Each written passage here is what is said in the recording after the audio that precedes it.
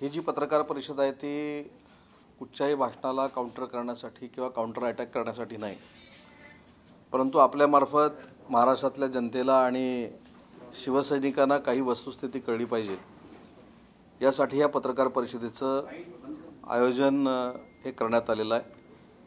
सगळ्यात महत्त्वाचं म्हणजे मी देखील 1-2.5 वर्षापूर्वीच्या भूतकाळामध्ये आपल्या सगळ्यांना मी नेतो। आम्ही ज्यावेळी निवडणुकीला सामोरे गेलो त्यावेळी वंदनीय बाळासाहेबांचा फोटो टाकून आणि देशाचे पंतप्रधान नरेंद्रजी मोदी यांचा फोटो टाकून आम्ही युती म्हणून मतं मागितली।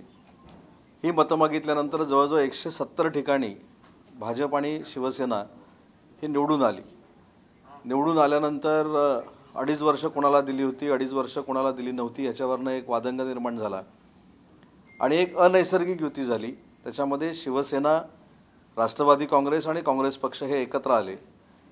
ज्या दिवशी ही युती झाली त्याचवेळी आमच्यासारख्या असंख्य आमदारांनी एकनाथजी शिंदे साहेबांना भेटून सांगितलेलं होतं की मी माझ्या मतदारसंघामध्ये देखील लढत असताना राष्ट्रवादी काँग्रेस पक्षाच्या विरोधामध्ये लढलो आणि 15 दिवसानंतर राष्ट्रवादी काँग्रेस पक्षाबरोबर जर बसायचं असेल तर ही अनैसर्गिक युती आहे हे मी देखील माझ्यासारख्या कार्यकर्त्यांना देखील आमदारांना देखील एकनाथजी शिंदे साहेबांना सांगितलं होतं आणि एकनाथजी शिंदे साहेबांनी हे संबंधित सगळी जी शिवसेनेची यंत्रणा होती, नेते होते, पक्षप्रमुख होते त्यांना देखील ही गोष्ट सांगितलेली होती। आणि 2.5 वर्ष आम्ही सगळे ज्या फेजमधनं गेलो ती फेज फक्त आणि फक्त विद्यमान महाराष्ट्राचे मुख्यमंत्री एकनाथजी शिंदे साहेबांनाच समजू शकते आणि म्हणून 20 तारखेला विधान परिषदेच्या निवडणुकीनंतर जो उठाव झाला तो आपण सगळ्यांनी मिळून बघितलेला आहे। आणि कायमस्वरूपी एक जो आरोप एकनाथजी शिंदे साहेबांवर केला जातो की एकनाथ शिंदे साहेबांनी मुख्यमंत्र्याच्या हव्यासापोटी हे बंड केलं, हा उठाव केला, शिवसेनेमध्ये त्यांनी काम केलं नाही, आम्ही हे सगळं करत असताना आज सकाळी देखील काही लोकांनी सांगितले की आम्ही आई विकली, असं झालं तसं झालं। मला एक प्रामुख्याने इथं सांगितलं पाहिजे जो महाराष्ट्रातल्या जनतेच्या मनातला एक संभ्रम आहे फार मोठ्या पद्धतीनं की ज्यावेळी काँग्रेस, राष्ट्रवादी काँग्रेस पक्षाबरोबर युती झाली त्यावेळेचा जो विचार होता आमदारांचा, तोच विचार सुरतला गेल्यानंतर देखील माननीय एकनाथ शिंदे साहेबांनी तत्कालीन पक्षप्रमुखांना बोलून दाखवलेला होता, तत्कालीन मुख्यमंत्र्यांना बोलून दाखवलेला होता की तुम्ही सांगाल ते करायला तयार आहोत, परंतु राष्ट्रवादी काँग्रेस आणि काँग्रेस पक्षाला तुम्ही सोडलं पाहिजे आणि ते सोडल्याची तुम्ही घोषणा केली पाहिजे। ती जर घोषणा झाली तर आम्ही सगळ्या गोष्टी शिवसेना टिकवण्यासाठी, वंदनीय बाळासाहेबांचा विचार टिकवण्यासाठी सगळं आम्ही तुमचं ऐकू शकतो, अशा पद्धतीची भूमिका ही एकनाथ शिंदे साहेबांनी 20 तारखेनंतर देखील घेतलेली होती। हे मला या ठिकाणी पहिलं प्रामाणिकपणानं सांगितलं पाहिजे। दुसरी गोष्ट याला पुरावा आहे, ज्यावेळी एकनाथ शिंदे साहेबांना काही मंडळी भेटायला गेलेली होती त्यातली काही मंडळी आपल्यासमोर काही दिवसामध्ये येऊन सांगतील की शिंदे साहेबांचं देखील चर्चा झालेली होती आणि शिंदे साहेबांनी स्पष्ट असं सांगितलं होतं की शिवसेना आणि भाजप ही नैसर्गिक युती आहे, त्याच्यामुळे काँग्रेस, राष्ट्रवादी काँग्रेस पक्षाला सोडलं पाहिजे आणि आपण नैसर्गिक युती परत केली पाहिजे, परत सरकार स्थापन केलं पाहिजे, त्याच्यामध्ये मला मुख्यमंत्रीपद नकोय, ही भूमिका स्पष्टपणानं एकनाथजी शिंदे साहेबांची होती। हा थोडा भूतकाळ मी एवढ्यासाठीच सांगतोय की काल जो निवडणूक आयोगाचा एक निर्णय झालेला आहे त्याच्यामध्ये आमची अपेक्षा अशी होती की ज्याच्यामध्ये 8 ऑगस्ट 2022ला जवळजवळ 32,000 प्रतिज्ञापत्र ही आम्ही सादर केलेली होती। 23 ऑगस्टला जवळजवळ 1,21,000 प्रतिज्ञापत्र आम्ही सादर केलेली होती।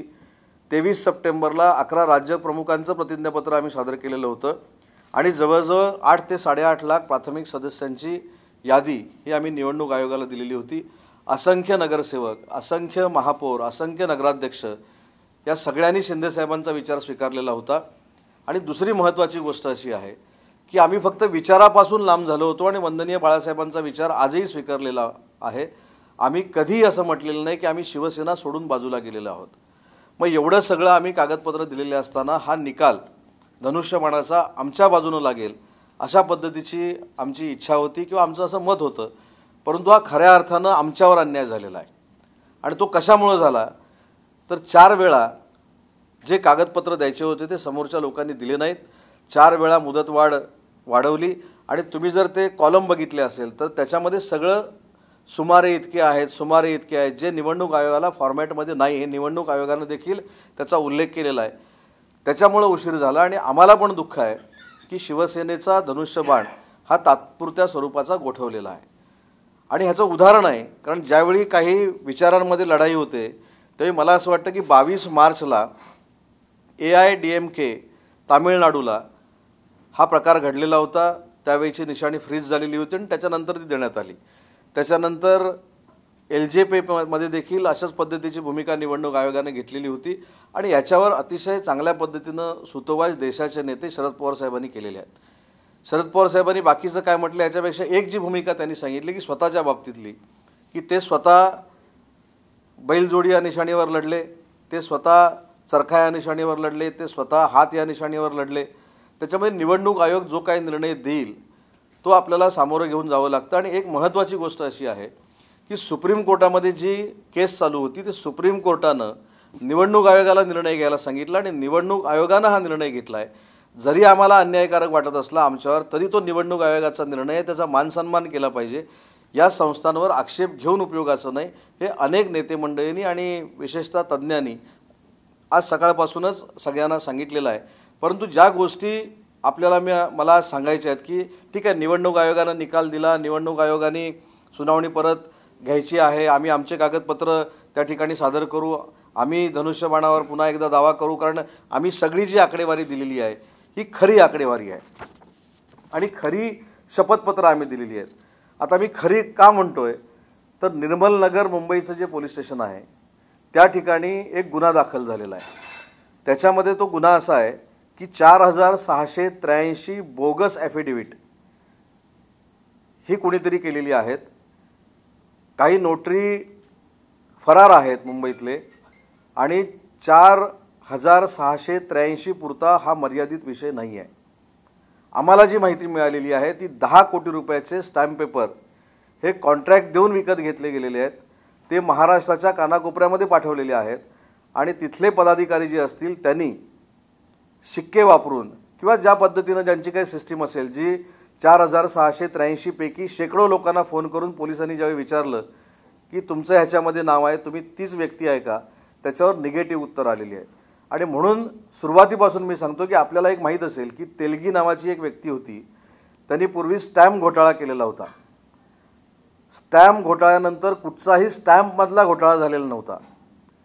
पण असं वाटतंय की अशा पद्धतीचे अचानक स्टॅम्प कुठनं निर्माण झाले, हा तेलगीनंतरचा स्टॅम्प घोटाळा आहे आणि तेलगीनंतरचा हा नोटरी घोटाळा आहे. एक महत्त्वाची चौकशी अशी झाली पाहिजे की निर्मल नगरमध्ये 4683 जी बोगस ॲफिडेविट केलेली आहेत ही मुंबईपुरती सीमित नाही आहेत, ही जिल्ह्यामध्ये अशीच असण्याची शक्यता आहे. आणि म्हणून मी सकाळी देखील सांगितलं की या बाबतीतलं एक सविस्तर निवेदन आम्ही महाराष्ट्र राज्याच्या गृहमंत्र्यांना देणार आहोत. याची क्राईम ब्रांचमार्फत चांगल्या पद्धतीनं चौकशी झाली पाहिजे. याच्यामध्ये नक्की कोण नोटरी आहेत महाराष्ट्रातले हे जनतेसमोर आलं पाहिजे. ही ॲफिडेविट करण्यामागचा उद्देश काय होता हे देखील जनतेसमोर आलं पाहिजे. म्हणजे एकीकडे सांगायचं की आम्ही ॲफिडेविट देत असताना वेळ काढला किंवा आम्ही शिवसेनेच्या धनुष्यबाणावर क्लेम करण्यासाठी वेगवेगळ्या पद्धतीनं आम्हाला कोणतरी पाठीशी घालतं आहे, आणि इकडे मात्र आपल्याकडे नोटरीचा उपयोग करून अशा पद्धतीची बोगस ॲफिडेविट तयार करायची, याच्या मागं नक्की कोण आहेत याची सविस्तर चौकशी झाली पाहिजे. ही मागणी आम्ही गृहमंत्र्यांकडे करणार आहोत. आणि विशेषतः ह्याच्यामध्ये जर आपण बघितलं असेल तर याच्यामधल्या सह्या देखील खऱ्या आहेत की नाही, याच्यामधली आधार कार्ड देखील खरी आहेत की नाही, याच्यामधली पॅन कार्ड देखील खरी आहेत की नाही, याच्यावर देखील फार मोठी शंका आता व्यक्त केली जाते. आणि हा गुन्हा मला असं वाटतं की निर्मल नगर पोलीस स्टेशनला रजिस्टर झालेला आहे. आणि आपल्या माध्यमातून महाराष्ट्रातल्या जनतेला मला सांगितलं पाहिजे की अशा पद्धतीची ॲफिडेविट करून शिवसेना माझी आहे किंवा धनुष्यबाण माझा आहे असा सांगण्याचा अधिकार कोणाला नसतो. तर ज्याचा उल्लेख मी सुरुवातीला केला की 20 तारखेनंतर सुद्धा महाराष्ट्र राज्याचे विद्यमान मुख्यमंत्री आदरणीय एकनाथजी शिंदे साहेबांनी स्पष्ट असं सांगितलेलं होतं की आपली नैसर्गिक युती आहे, नैसर्गिक युती ही भाजपाबरोबर आहे आणि भाजपाबरोबर युती असताना 2.5 वर्ष जो काही संसार झाला तो ठीक आहे, परंतु भविष्यामध्ये राष्ट्रवादी आणि काँग्रेस पक्षाला जर आपण सोडणार असू तर आम्ही परत यायला तयार आहोत. आम्ही चांगल्या पद्धतीनं शिवसेना आणि वंदनीय बाळासाहेबांचा विचार पुढे घेऊन जाऊ शकतो, हे स्वतः एकनाथ शिंदे साहेबांचं मत होतं. त्याच्यानंतर ही परिस्थिती निर्माण झाली, त्याच्यानंतर निवडणूक आयोग त्याच्यामध्ये आला आणि त्याच्यानंतर निवडणूक आयोगाकडे जात असताना ही जी बोगस ॲफिडेव्हिट झालेली आहेत हे त्याचं एक मूर्तिमंत उदाहरण आहे आणि म्हणून आमचं सगळ्यांचं मत आहे की याची सखोल चौकशी झाली पाहिजे। म्हणूनच मी आपल्या माध्यमातून वस्तुस्थिती जनतेसमोर आणि शिवसैनिकांसमोर पुढे यावी यासाठी पत्रकार परिषद घेतलेली आहे। काही वेळापूर्वी शिवसेना पक्षप्रमुख उद्धव ठाकरे यांनी शिवसैनिकांशी संवाद साधलेला आहे, त्यावरती त्यांनी तुमच्या गटावरती खूप मोठी टीका देखील केली आहे। आईच्या काळजामध्ये खंजीर खुपसणारे, कट्यार खुपसणारे असं तुमचं वर्णन केलेलं आहे, तुमची काय प्रतिक्रिया? मला असं वाटतं की 20 तारखेपासून अशी आमची वर्णनं अनेक झालेली आहेत। म्हणजे त्याच्यामध्ये हे तर कदाचित थोडंफार चांगलं असेल, पण आम्हाला कोणीतरी गटारातली घाण देखील म्हटलेलं आहे, आम्हाला डुक्कर म्हटलेलं आहे, आमचा कोतळा काढून टाकू असं म्हटलेलं आहे। आमच्याबरोबर ज्या महिला भगिनी होत्या त्यांना तर हीन पातळीवरचे शब्दप्रयोग केलेले आहेत। त्यामुळे मला असं वाटतं की ह्या सगळ्या टीका टिप्पणीकडे बघण्याची काय आवश्यकता आहे असं मला वाटत नाही। परंतु जी वस्तुस्थिती 20 तारखेपासून झाली आणि आज जी काही बोगस ॲफिडेव्हिट देण्यात आलेली आहेत त्या संदर्भातली ही भूमिका आहे आणि म्हणून मला शिवसैनिकांना सांगायचं आहे की कायमस्वरूपी भावनिक आवाहन करून ज्या पद्धतीने एक वेगळ्या ट्रॅकवर शिवसैनिकांना नेलं जातं आहे त्यांनी देखील वस्तुस्थिती समजून घेतली पाहिजे। शिंदे साहेबांनी स्पष्ट सांगितलेलं होतं फक्त आणि फक्त काँग्रेस आणि राष्ट्रवादी काँग्रेस पक्षाची साथ सोडा, म्हणजे ही अशी बोगस ॲफिडेव्हिट करायची देखील वेळ आली नसती।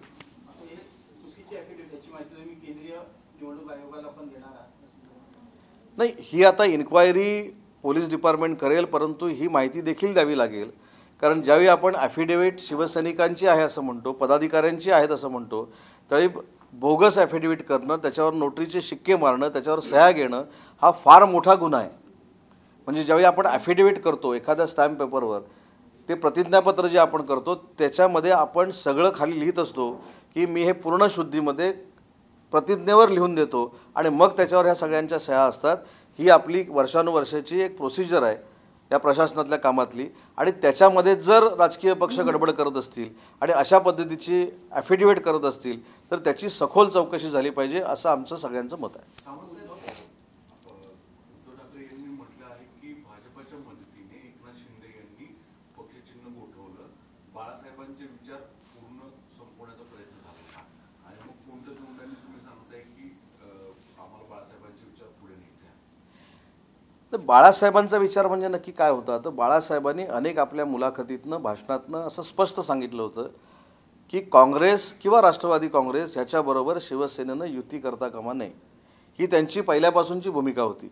आणि जे चिन्ह आता गोठवलेलं आहे आणि ते भाजपच्या मदतीनं गोठवलेलं आहे असं जर म्हणणं असेल तर मला असं वाटतं की ती वस्तुस्थितीला धरून नाही।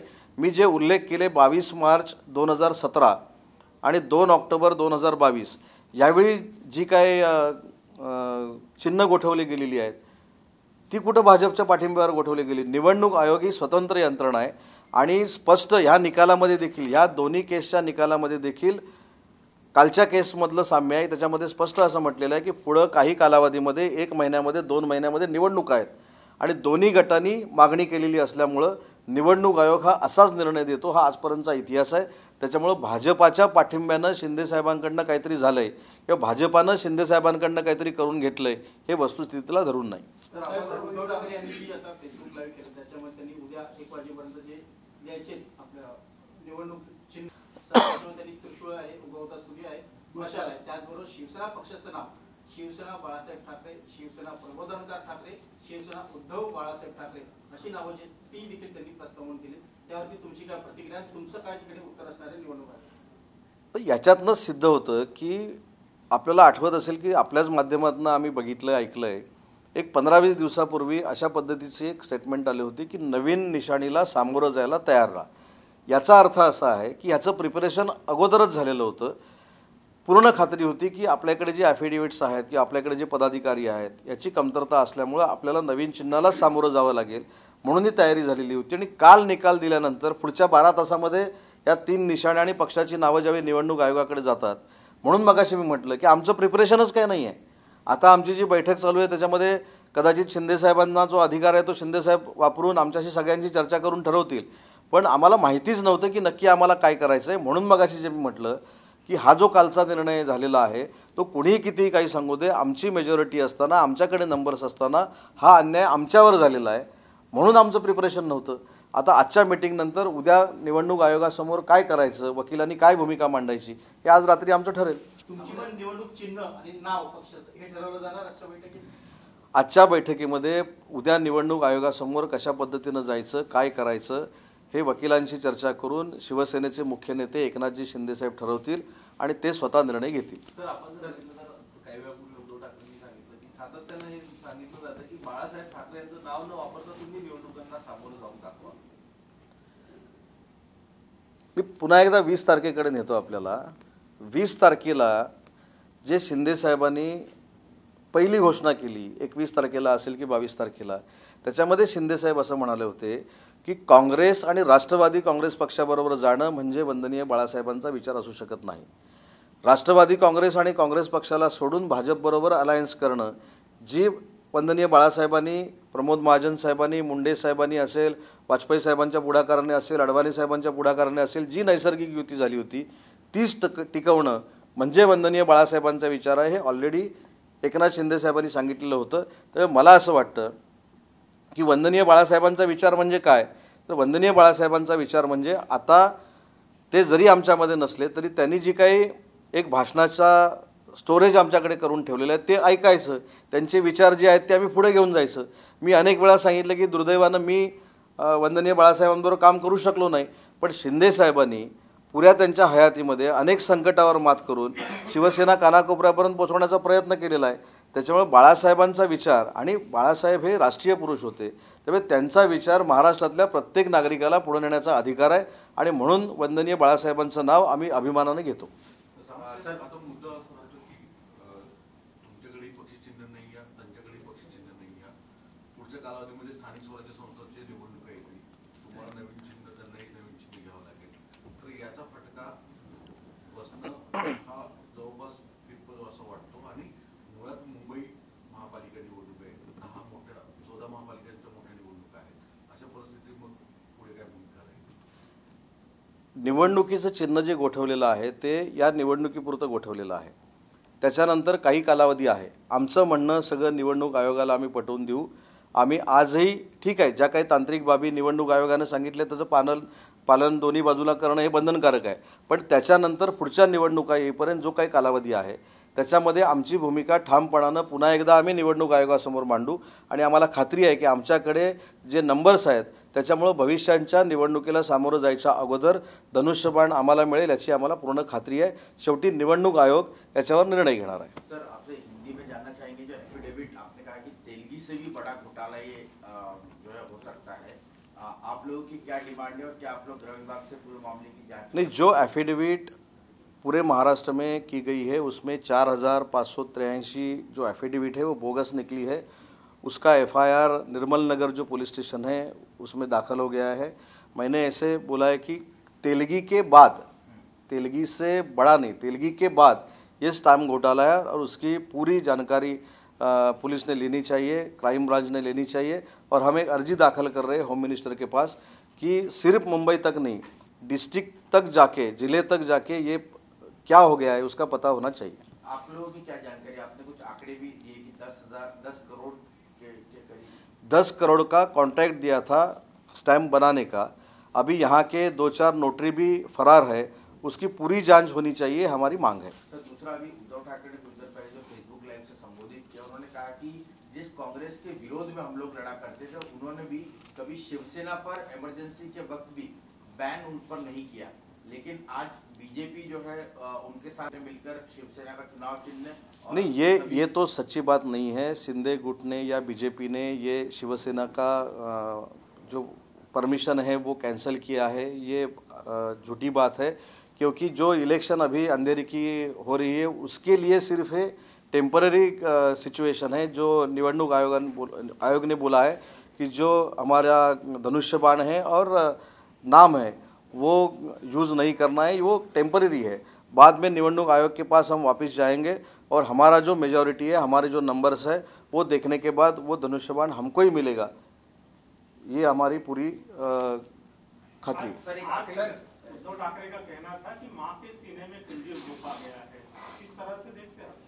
नहीं, 20 तारीख से हमने बहुत सुना है, बहुत देखा है ये तो थोड़ा बहुत अच्छा तो है, नाली का गटर का पानी, गटर यानी हमारे साथ जो हमारे बहन थी उनको भी जो गालियाँ दी गई है वो सब हमने देखा है। इसलिए ये जो उद्धव साहब का या उद्धव जी का कोई स्पीच था वो थोड़ा बहुत अच्छा था। लेकिन जो चुनाव चिन्ह फ्रीज हुआ है उसके पीछे बीजेपी का हाथ है, क्या कहेंगे इसको? नहीं, बीजेपी का हाथ नहीं है, क्योंकि मैंने बोला कि AIADMK और LJP को जो फ्रीज किया था तब कहाँ था बीजेपी ने कहाँ सपोर्ट किया था उनको? ये तो निवडणूक आयोग का निर्णय रहता है, उनको भी जुडिशरी पावर है, उन्होंने ये डिसीजन दिया है। सर, उद्धव ठाकरे जी ने ये भी कहा है कि बीजेपी आप लोगों को इस्तेमाल कर रही है, और उन्होंने एक उदाहरण दिया है जिस तरीके से एक शरबत की बोतल होती है, जब तक शरबत है उसमें और रखी जाती है, बाद में बोतल फेंक दी बच्चन जाती है। साहब का तो सर ये इस तरीके का स्टेटमेंट दिया है उन्होंने, आप क्या कहेंगे? बीजेपी के सपोर्ट पे या बीजेपी हमसे कुछ करवा रही है, ये झूठ बात है। शिंदे साहब ने जो उठाव किया था 20 तारीख को, तो यही था कि वंदनीय बाला साहब का जो विचार है वो आगे लेके जाना है, और NCP और कांग्रेस के साथ जो गठबंधन है वो नहीं चाहिए, जो हमारा नेचुरल अलायंस है बीजेपी के साथ वो होना चाहिए, ये हमारा उठाव था। सर, जो ECI का इंटरिम ऑर्डर आया है, उद्धव ठाकरे के पक्ष से 3 नाम और 3 चिन्ह जा चुके हैं, आप लोगों की क्या रणनीति रहेगी, किस तरीके से नाम? अभी हमारी मीटिंग, एक जोड़ के सवाल ये कि क्या इस जो चुनाव आयोग के सिंबल्स है उसके अलावा क्या इस तरह के सिंबल दिए नहीं, आज हमारी मीटिंग हमारे मुख्य नेता एकनाथ शिंदे साहब ने बुलाई है, उसमें फाइनल होगा कि कल हम निवडणूक आयोग के पास जाके क्या करने वाले हैं। नहीं, लेकिन क्या इसके बाहर के भी सिंबल दिए जा सकते हैं? जो सिंबल इलेक्शन कमीशन के पास है उसी में से तय करना होता है या बाहर से भी दे सकते हैं? नहीं, उसी में से ही तय करना होता है ना। तो तो उसमें क्या करना है, कैसा करना है, वो हमारे जो मुख्य नेता है शिंदे साहब वो फाइनल करेंगे, और बाद में हम निवडणूक आयोग के पास जाएंगे। जैसे सर अभी आपने कहा कि ये इंटरिम ऑर्डर है, इंटरिम ऑर्डर के बाद अभी आपको तो कल जवाब देना पड़ेगा कि क्या आपके चिन्ह होंगे ये बाईपोल के लिए, लेकिन आगे जिस तरीके से आपने बताया कि आपकी कवायद लगातार बनी रहेगी कि सिंबल आपको मिले, सर उस पर अगर आप नहीं, ये आपने ही बोला, वो अभी जो डिसीजन दिया है वो टेम्पररी है। आगे जाके हमारा जो कुछ वहाँ पिटिशन सबमिट किया हुआ है उसमें जो कागज़ है और अगर लगेंगे तो हम सबमिट करेंगे, लेकिन जो सिंबल है वो हमको ही मिलना चाहिए, क्योंकि हमारे नंबर्स ज़्यादा है।